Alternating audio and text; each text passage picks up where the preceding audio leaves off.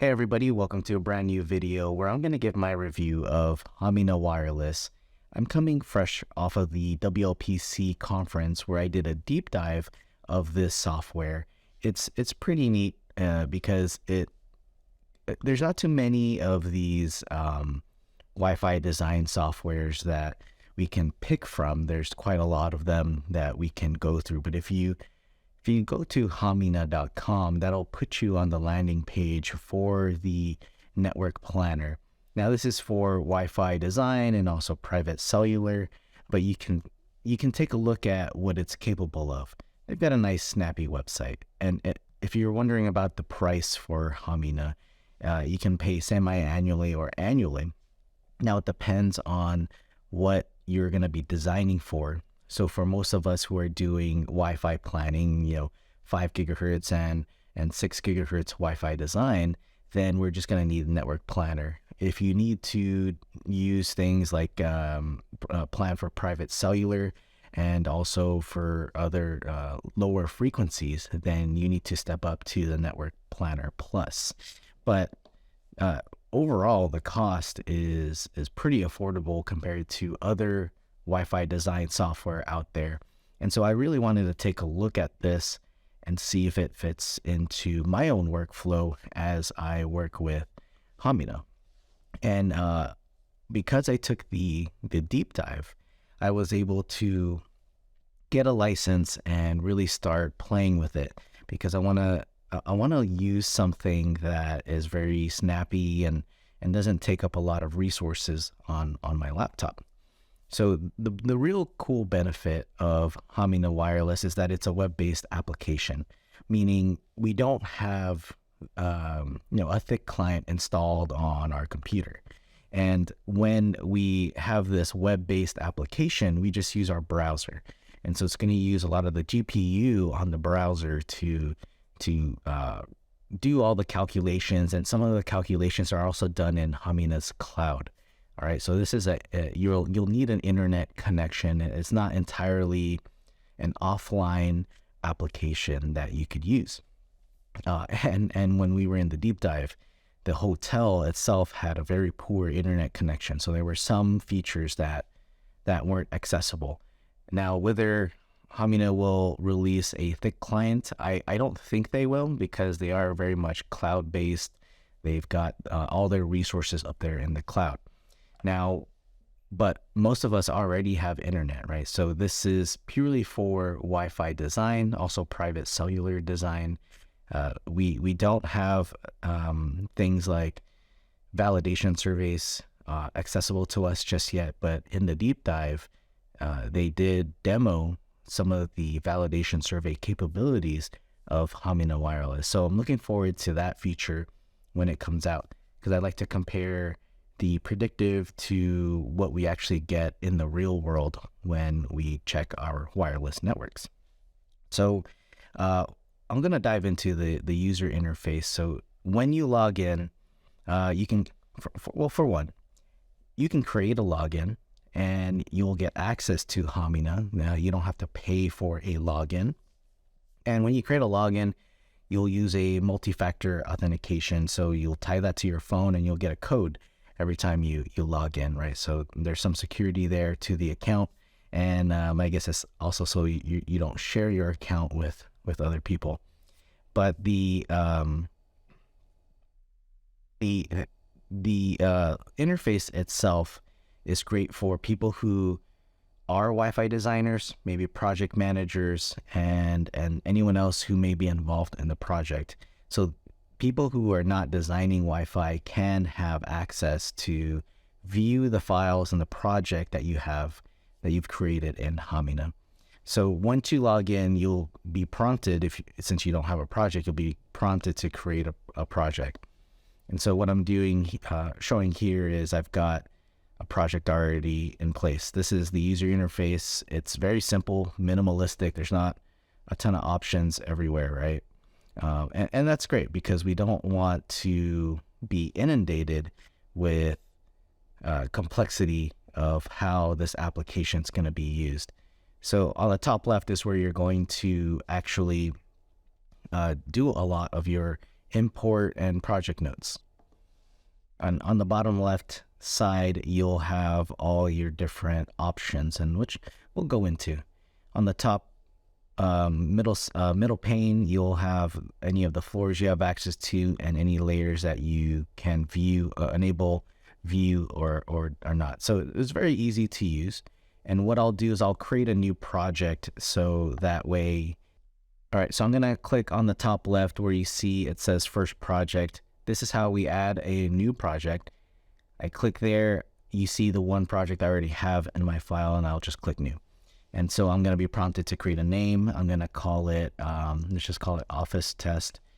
It's gonna be in the US, and the type of environment, we'll just call it office space. Now, what we don't know behind the scenes here is in the environment, there are specific attenuation settings, if you will, that's applied to these open environments.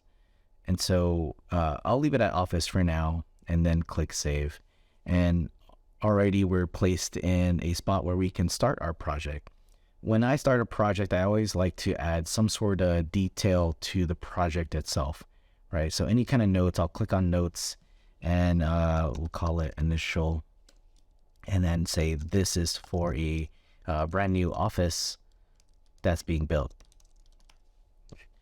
We'll save that. So those notes are going to be kept in there. We can always edit them if we want to. Very simple.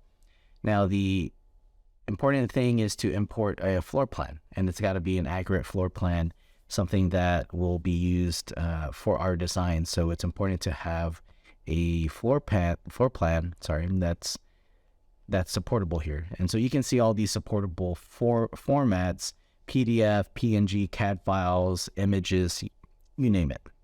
So we'll be able to drag and drop it here, or I can click on it and I already have a folder, the same folder that I was provided with for the Hamina deep dive. So what I want to do is kind of pick one of these. Let's just go with university. And I know I said office plan, but why not? So what's happening here is the file is actually being uploaded to Hamina's cloud. It's going to process it, and then it looks like we download that file again now that it's in here. So we have the file. Floor plans have been processed. So I think we're talking about 3 floor plans here. And so I accidentally dropped an access point. But now we've got our floor plan that we want to start working on. And the cool thing that I like about Hamina is right away they tell you the scale. There are some important things you need to set up. And they kind of draw your attention there so you can do it. And so here on the left, there's a scale. There's a little red icon that says you need to do that. Also on the bottom right, which you cannot see. So let me bring this up a bit. So there's a scale on the bottom right. All right, so no scale set. Even says down here, no scale set. What we want to do is set the scale, right? I don't know what the actual scale is of this floor plan, but when you import yours, you want to be able to get the right scale, and you want to get it for you want to do the scale on something long, a long wall. And I believe this is for the interpolation calculation of a lot of different things that goes behind the scenes. It's nice when you talk to the developers because they'll kind of go into this detail. So let's just say I'm clicking into single click into here and then just kind of drag. I click and hold drag, and when you let go, it's gonna ask you to type in the length, right?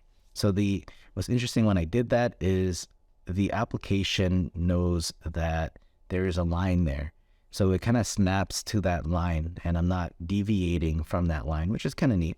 Kind of helpful. You may want to zoom in when you do this. Let's just say that this is 40 feet. So I typed in 40 and I just hit enter. So now we have our scale, right? So that's the most important thing. The interesting thing about floor plans is we always get things that are not needed for our design. And one of the coolest features of Hamina is trying to eliminate some of these distractions that will get in the way of our design and the way we present our design to other people. And you see that there's a lot of green here. Typically, we associate green in a Wi-Fi design with Wi-Fi signal. So someone might look at this and say, hey, it's signals everywhere. But in fact, the floor plan is colored green everywhere. And on the top here, Hamina added a feature where I can go into a single floor plan and then click on adjust. And on the right side, there is this adjust floor plan image. There's an opacity slider, which if you want to do that for whatever reason, you can. But there's this remove colors option. And so there's a lot of green here, and it knows the colors that are on this floor plan. So I'll click on the green. And I believe it's processing. It does take a while to do that. So there you go. You notice now all the green is gone on that floor plan. Now, unfortunately, I can't remove these lines because that's a color black, which is also the same color as the walls. So we don't want to do that. But now it's a little bit cleaner. It's not going to mess with the actual heat map and the colors. Now, the other thing that might take some time is trying to draw in walls and also drawing in the scope areas, out of scope areas. That's very simple to do with Hamina. If we actually go to the left, there is an in and out of scope section here on the left side, right above my head there. So I'll click on that. And let's say I just want this starting from this area. And you can see if I move my mouse, I'll zoom in a bit, it's snapping to the line. And so you can see if I go off, I'll come close and it snaps to the line. So that's pretty useful in the accuracy of lines that we're dealing with here. And I'm using a trackpad as I do this. So that means as I move the mouse, the cursor, I can actually then hold 2 fingers down and drag, and it'll move the screen. So I like to use the trackpad. Now you have these weird shapes. It's not exactly straight. What you can do is you click, and then I can hold the Option key on my keyboard, and now it doesn't really snap to any lines, but it allows you to be more flexible in how you create these lines on your floor plan. So I'll go ahead and do this really quick. Okay, so I'm near the end of drawing in my scope. So I'll click there to add that point, and then right click to say, hey, I'm done creating my in and out scope. So you see this little text box show up, or option box. It's letting you know that by default, when I scoped it or drew out the box, it knows that I want to put this in scope. Or if I wanted to, I can say, no, this is all out of scope. I don't really care about this for my design. Or maybe I want to move the whole zone or get rid of it completely. So this is all in scope. That's great. So I'll leave it as is. And I want to go back to then the edit tool. And so now I have an area drawn out for where we actually will want Wi-Fi design, because otherwise you'll have Wi-Fi kind of spilling out into these areas of your floor plan, which you don't want. You want it defined in a specific area. One of the things I don't like doing on a design is actually drawing in walls. So drawing in walls takes up a lot of time. It's the most tedious task of doing Wi-Fi design. And some of the software that we use has now been incorporating automatically drawing in these walls for you. And the accuracy of automatically drawing these walls can be kind of all over the place. Sometimes they draw walls in random places because you've got all these different lines here. So let's see how Hamina does with drawing walls. All right. So on the left side, you can draw walls yourself, but I want to import the walls. And so this can be from the CAD file itself, or it could be some layers that's in the PDF. So I don't know if this particular PDF has these layers, but we can go ahead and try to do that. So I'll say import walls from CAD PDF. So now it's saying click on the map, click on a wall, and then select this material. So on the right side, we have these import wall materials. You can kind of add your own wall materials if you'd like, if you know what the attenuation is, or you can go with some of these defaults like the drywall at 3 dB. So you can see if I click on a line, this is where the accuracy of the floor plan comes in handy.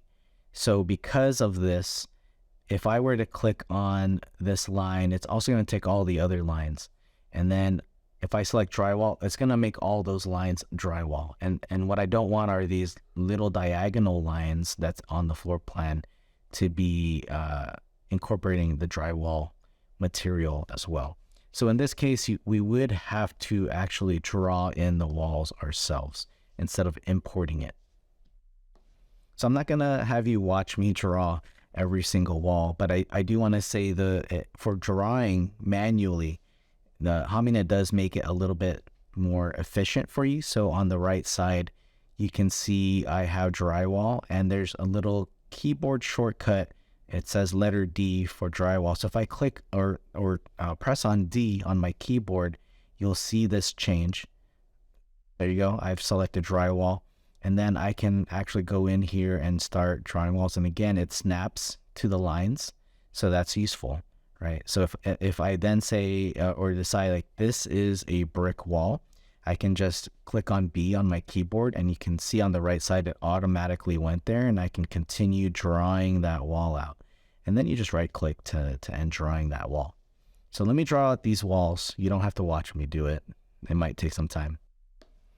Okay, I finally finished all the walls, and what I want to do now is actually drop in some access points, because this is where we really start getting into our design. So on the left side, I'm actually going to click on access point right here, and then on the right we select what kind of access point we want to use in our design. I'm using Wi-Fi technology. You could use the 4G, 5G if you were applying for that, but here we select an access point. So I'm just going to go ahead and select Cisco 2802E. Let's go with 91. Yeah, let's just go with 2802E.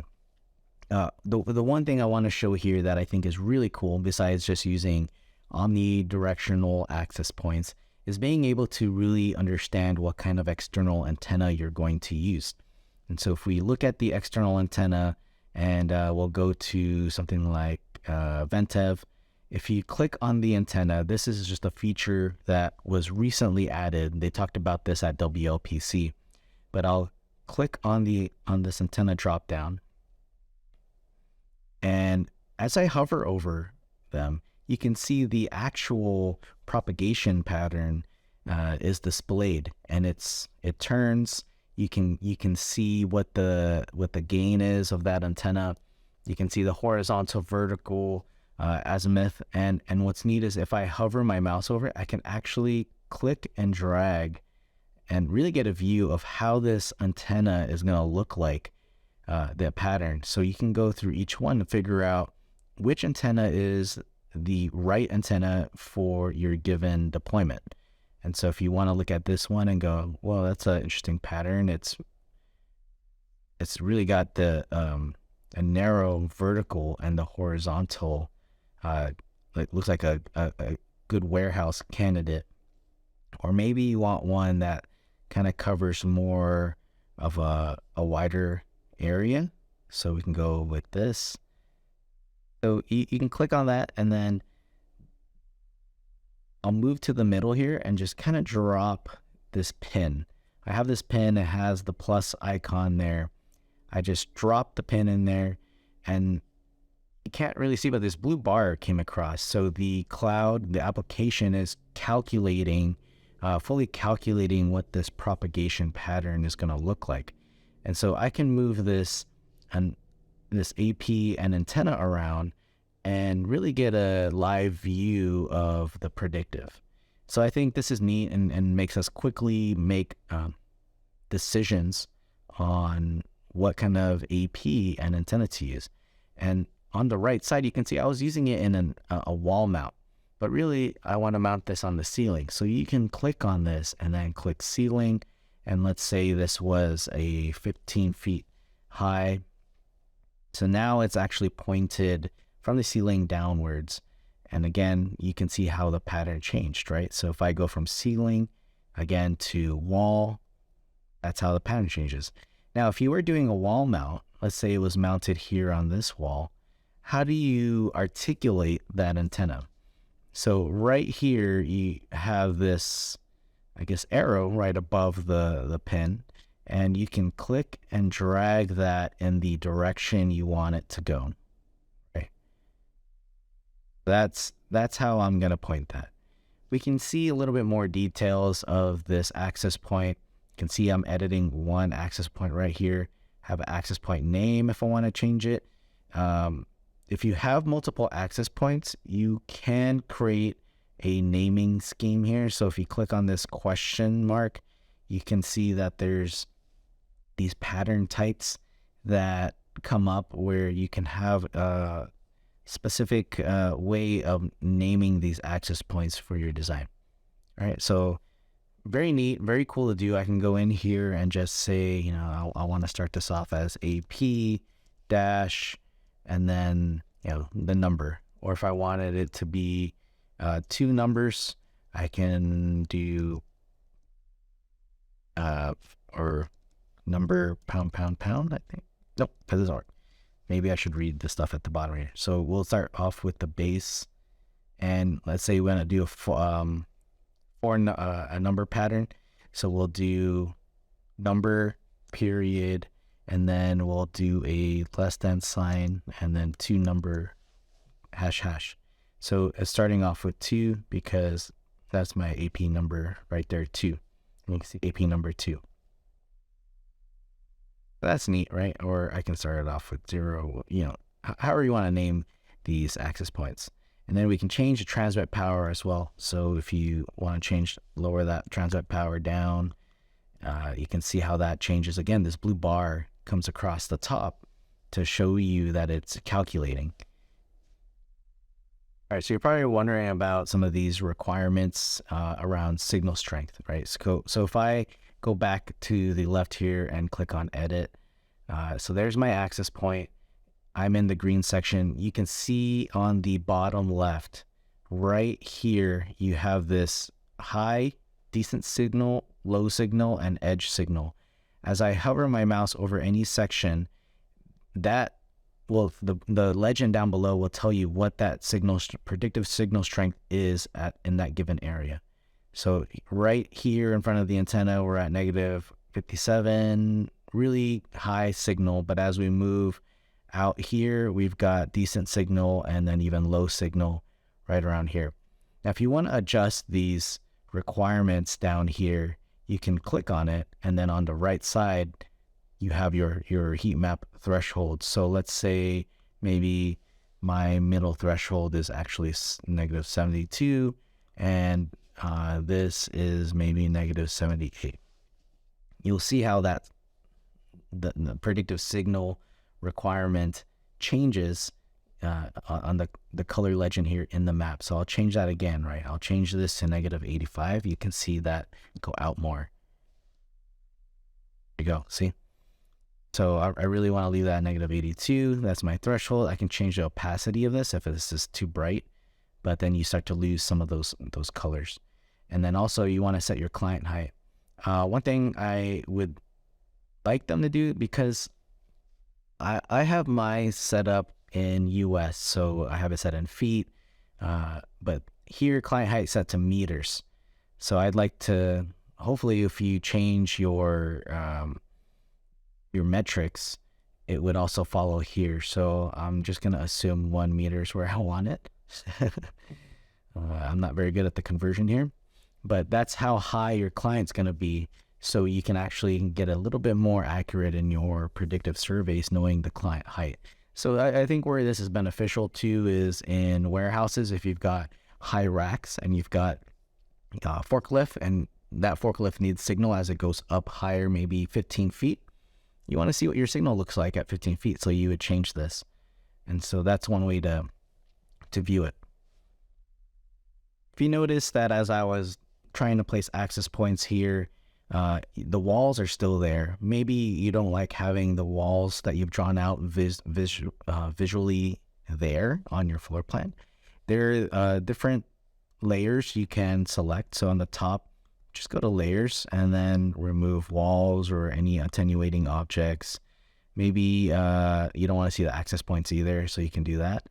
If you don't want to see these, the heat map here, you can just, display none, or you can go in here and also look at other things like secondary coverage. Maybe you want to see what the 2.4 looks like, SNR. So these are the different heat maps that are available to you. All right, one thing that I do a lot with some of my clients is planning the full infrastructure. It's not always just the Wi-Fi access points, but also they're doing switch upgrades, and they need to know how many of the APs are connecting to which number of switch. That's totally doable here with Hamina, where you can go to the left under network infrastructure, and then you can either click on network infrastructure, which would be something like your switch, or even client devices, which I'll go into. But network infrastructure on the right side is where you're going to select what you want. So I want to include a switch, right? I just want to include a switch. I know it has 24 ports, and let's say its budget is 300 watts, right? So now I'm in the mode where I could drop in a switch, and let's just say this is the closet where the switch is going to be. And so it dropped the switch in there, and you can see this dotted line that automatically got drawn in. And so what Hamina is doing is showing you that, hey, this is going to be a cable path, and this is where the AP is connecting to on this switch. If I click on this switch, I can click then on the right pane, click on power and cabling details. And you can see I have one AP. This is the AP that's connected to it. The make and model and how much PoE requirement is needed for that AP, and the estimated cable length. And so this tells you how much PoE you have consumed against your budget. So I think this is very useful for planning purposes, right? We are using a network planner. So you want to be able to know how much PoE you have available. Do you need an additional switch? Very easy to display this. And as you add more access points, so here's a shortcut. If I click on this access point and then click out of it, or usually I was going to be able to add another access point. Oh, I need to be in this access point mode here on the left. So as long as you're in this access point mode, right? If I click on this access point and then click out, I will drop the same exact access point and antenna configuration. So if I put one here, you can see it dropped the dashed line and brought it back to that switch. The cool thing with planning on this tool is we're not always dropping access points, but there may be other devices such as cameras. So I clicked on client device here, and on the right, you can click on camera or any other device. Maybe it's a phone, PoE phone, but you can go ahead and drop that right there, and you see it keeps drawing out those lines. And because I have only one switch, that's where it's going to start drawing the cable lengths to. So as these cameras get added, you can start estimating cable length and PoE budget. So now if I go back to the edit option here, I'll click on this switch and now see the power allocation. You can see how much I've totally have consumed. Now, if you know the power consumption of a camera, you can actually go in there and change the power allocation. So these are kind of just maybe industry defaults. All right, so I've added a few access points because by far one of my favorite features, aside from the access point and antenna propagation pattern, is the client view, because we always want to design Wi-Fi for clients, and we need to understand how clients will interact with your Wi-Fi design, right? So on the left side, there is an option called client view. And if I click on that, the right pane will display client devices. I have an iPhone, an Android phone, a MacBook, let's say I want to know what um, an Android phone will look like, and I want it to show the association area. So, for example, if I've got someone is out here, she's walking out here, she walks in. Which access point is she associating to? And so you can see how that line there gets bolded, that dash line. That's showing that this person, this client, this Android phone is associated to that access point with that dashed line there, this dashed line.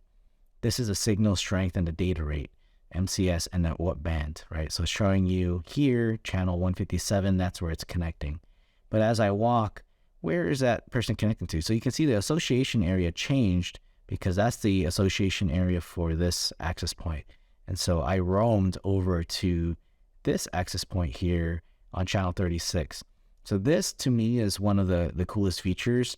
And I believe Hamina has developed characteristics for these types of client devices and that they know how they will roam. So I can pretend to be a person or a client walking through this floor plan, and I can try to understand how the roaming will work, whether the antenna that I've selected or AP I've selected is the right antenna or AP, and also the placement. Right, so we can pretend to do the walking paths or even forklift paths that these users will use. So I think that's really useful. And then there's a little hidden feature here where, hey, look, I'm a walrus. So that's pretty cool. And so now I'm a roaming walrus. There's a story behind that with Hamina, which is funny. So client view, one of my favorite ways of using Hamina. I would like to use this from like maybe creating a video for a client to explain why I did a design the way it needs to be done, right? We all have different aspects where we've worked with architects and aesthetics police where they don't want us to install specific APs and antennas, but this can help us show a reason why it needs to be designed this way. I can maybe do a suboptimal design with the way they want to do it and show them like a hallway design and show them how that client device will never change to another access point down the hallway, right? So that's one of the examples that of using the client view and why I think it's so powerful that we could use this as we talk to our clients and talk to the end users of why we design Wi-Fi the way it is. All right, so one of the last things that I want to go into is actually reporting. Reporting to me is important because of that's kind of like the deliverable for a predictive design, is being able to show somebody what you've created and then having that be sent off to installers so they can install the access points. Over in the top right, you have this little report icon. If you click on that, you can create a new report. Or if you want to just create a list of bill of materials, you can do that. So you click on bill of materials. It takes everything that you've dropped, all the infrastructure that you've dropped into the floor plan, and it puts it all here. So it knows that I've added a Cisco 2802E along with that I'm making it a wall mount. So this means they're assuming that you're also going to purchase a wall mount. So you can modify these and say, I'm purchasing a Ventev wall mount. You can put a description, model number. You can create a column for pricing and whatnot. I think the downside here is the bill of materials page is a good starting point. But if I was to add $800 here, it's not going to calculate the math for me, right? So it's kind of prone to error if you make a mistake. So there's no subtotal. It's not going to calculate it for you. But what it will do is it does tell you like, hey, you've got Wi-Fi antennas. This is the model you selected. There's 6 of them. So maybe you also need those antennas. So that's a good example. And if you don't want to show it, you can just don't include that in the bill of materials. Now the actual report though, if you click on that report icon on the top right and then click new report, opens it up in a new window. I'm going to call this the predictive report. I don't have any templates, so these are just from whatever I created on another project, but I'll just click on create. And so now we've got kind of a very, the bill of materials, any project notes that we've added, you can see that on the left side. These are the pages. Maybe I don't want to show the bill of materials, so if you hover over that section, you'll get the eye. If you click on the eye, then it removes that page from being viewed. And so we've got project notes. So this is where I was adding notes. You can include that in the project notes in the summary. So you can actually type out quite a bit here. You can add images if you want to, a little bit of basic formatting. So maybe I say access points must be mounted on the wall using the Ventev wall mount. All right, and so that's going to be useful. I'll save that. There's notes and zones. So as you work with other people, so which floor is this? As you work with, oh, it's just one of the other floors. As you work with people and share this project with people, for example, a project manager can actually add notes to the project or the floor plan. They don't have the option to draw on walls, drop in access points and network infrastructure. But if you have someone doing a walkthrough for you, they can drop in notes in here and add pictures so you can see that. But most importantly, you have the Wi-Fi section. And so we've got the AP placement page. Let me click onto the first floor because I didn't even deal with the other floors. But so here's the AP placement, right? You've got the coverage. What does it look like? And all the other heat maps, AP list, a lot more details around the height of those APs. So one thing I didn't do was change the actual height for those APs and what the antenna tilt was. That's something you can add into as you drop APs, but then include that in here in the report. So each AP number, each AP, you have all those details, which is great. The most important one that I really want to use in the reporting feature, because this is where clients can find this interactive, is this client view right here on the left. So when you share this report, they'll be able to select what, their device and be able to drop that person in, right? So they'll be able to drag this person and show like where which access point this person is joining to. So I really want to test this feature out with clients because I think that's what's going to make a huge difference in reporting rather than having the static PDF page. So this is a little bit more interactive. Now we do have other options here like cabling. We don't have any BLE placements, so I can just hide those. And I wish there was a way to just hide this section. So instead of hiding individual report pages, I just want to hide the whole thing. And then the same thing for cabling. This is great for the installers, right? You can see the cabling and power details, the locations of wired devices, like the cameras that I dropped in. And then there's all the other cabling details.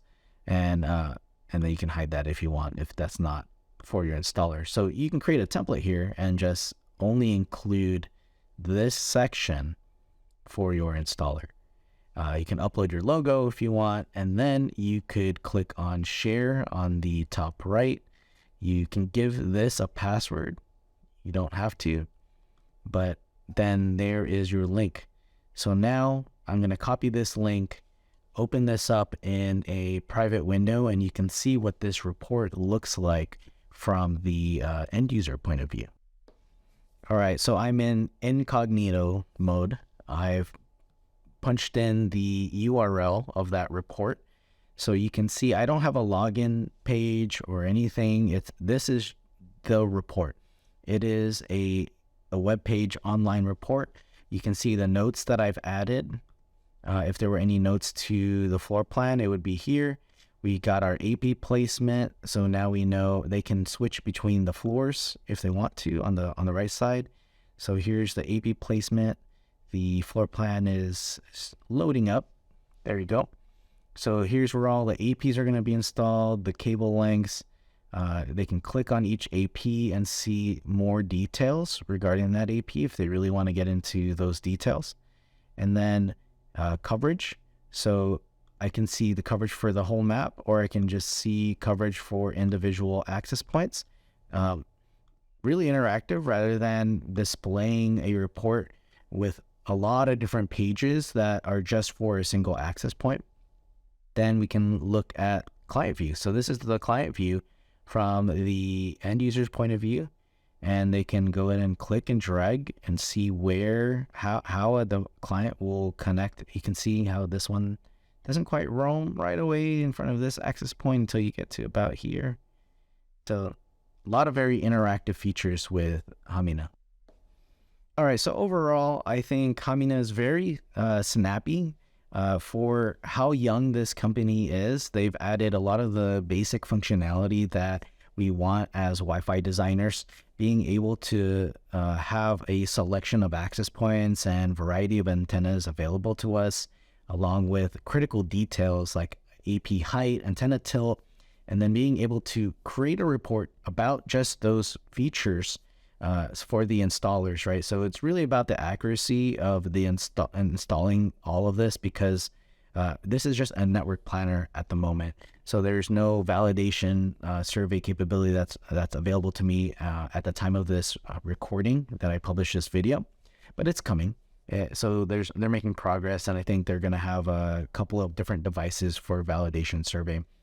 But overall, I like how interactive it can be for you as you look at each access point, as you drag the access points and see what that coverage looks like, as well as the client view. My favorite view of looking at how Wi-Fi is received by a specific type of client. Will we see other clients, or maybe add our own clients into there? I don't know. That might be something possible in the future. But I think even reporting and sending something to an end user so they can look at this may be able to get them on your side as far as the installation goes.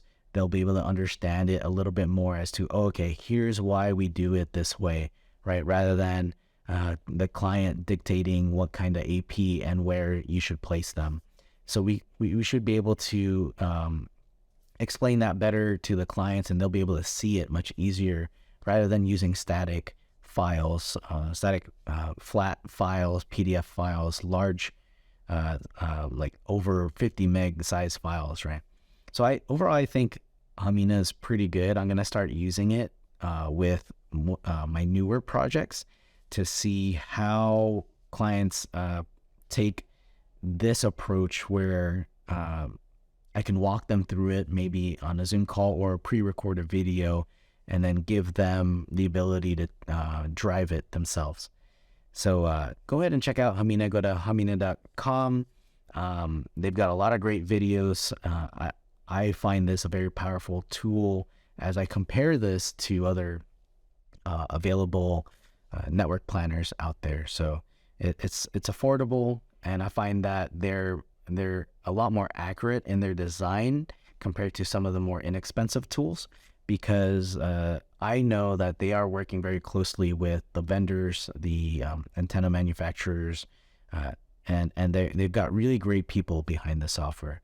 So if you have any questions, let me know down below in the comments. And if there's anything in particular you want to see with Hamina, let me know as I play around with it more.